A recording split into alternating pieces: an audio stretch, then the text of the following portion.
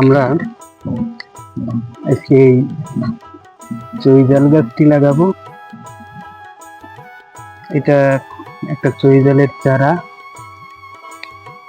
এটা আমাকে একজন উপহার হিসেবে দিয়েছে আমার এক ছোট ভাই সবুজ। আমি অত্যন্ত তাকে ভালোবাসি, আর সেই ভালোবাসার স্বরূপ এই গাছটি আজকে আমাকে দিয়েছে।